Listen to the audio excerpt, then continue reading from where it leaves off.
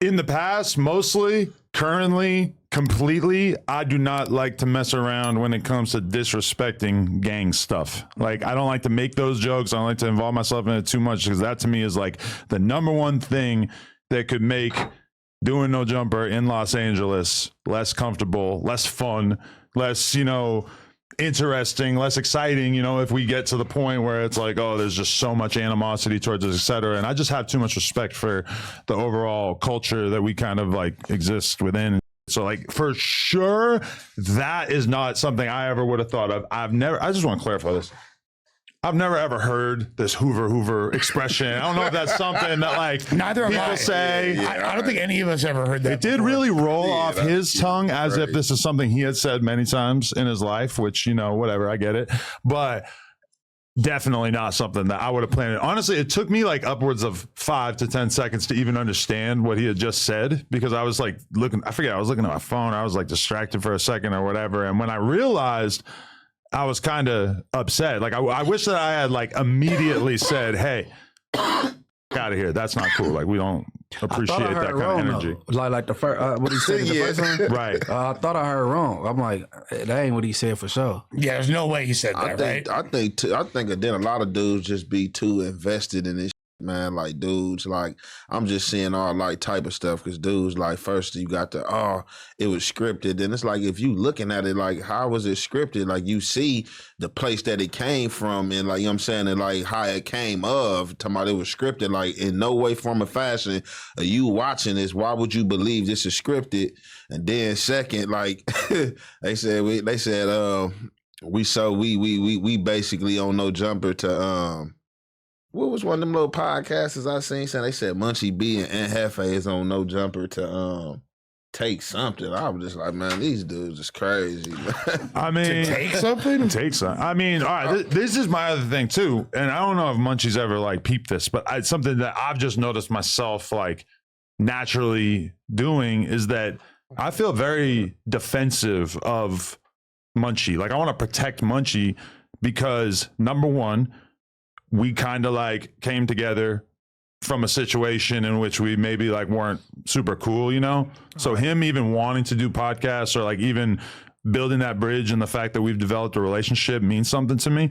And then in addition to that, with the whole blindness thing, I just like want to look out for you to help you out in whatever situation you might need help in, I know you never mentioned being blind. You downplay it so much, but to be just totally real, like, yeah, you need help. You need like help getting out to the fucking car or whatever. And it's like, I don't want to like ever be somebody who's like not looking out for you. That's important to me. I just trip off because just the week prior, I said, man, I'd rather sit away from him because he too unpredictable, right, and spontaneous. And that was just because he had like been unbuttoning his belt, and you felt like he looked kind of zesty right over there. Hopped on his knees, and then he getting up dancing, and I'm like, I don't want the nigga to dance in front of me or something. You know what I'm saying? Right. So I'm like, I don't want to sit.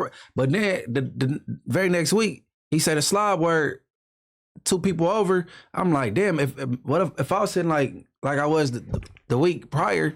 You know what I'm saying? Because he ain't a big nigga. You know what I'm saying? I get my hands on him then. You feel me? I'm like, man, this nigga is, bro.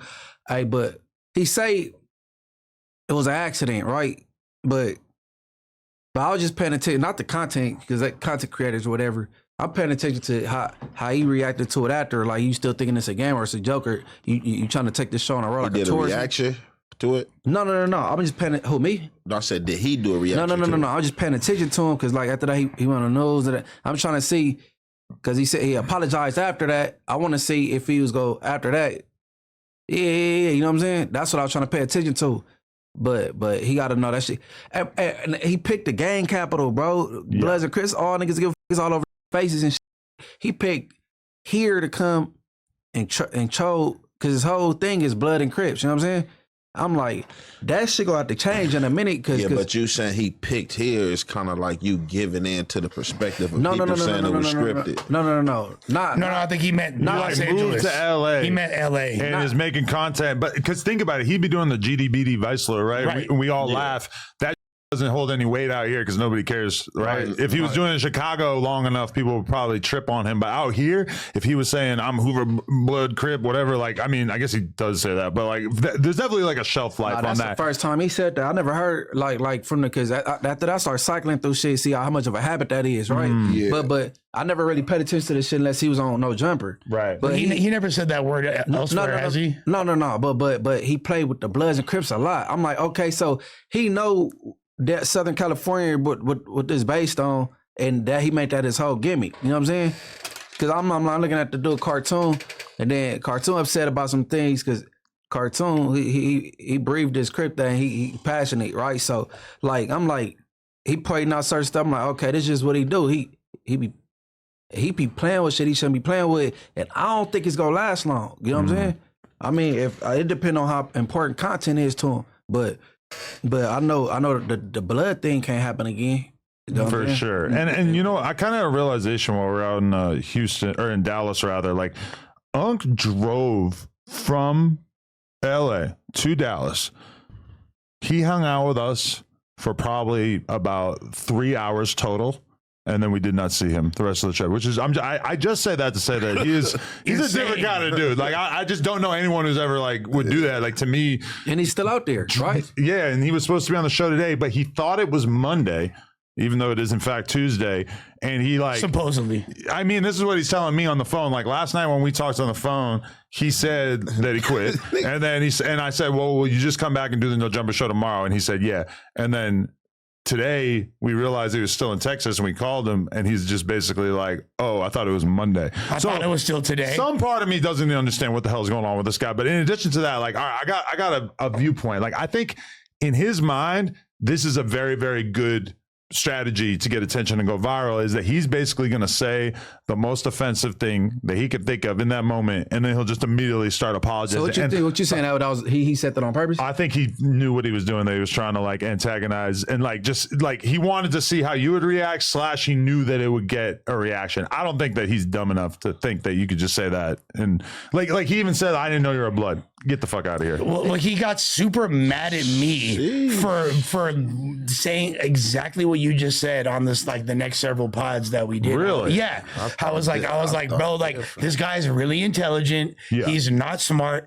He knew what he was doing, and me even implying that he felt like I was now like creating narratives that are adding to his negativity. I was like, no, I simply think you're an intelligent dude that knows what the he's saying and doing. Like you have full employment of your mental faculties. You're a successful entrepreneur. You're not like there might be exaggerated aspects of your character, but you're really not like a J-Cat. Yeah, man. I kind of feel different. I ain't trying to take up for him. I don't know, dude. Just that he plays too much and he get into character, and just seeing him, he's liable to say anything. So with people like that, like I got a homie that's a comedian, and I've been hearing that y'all say that's what he's supposed to be, a comedian. Like, is he a podcaster or a comedian? He's a comedian? He's a combo. He doesn't actually just stand up.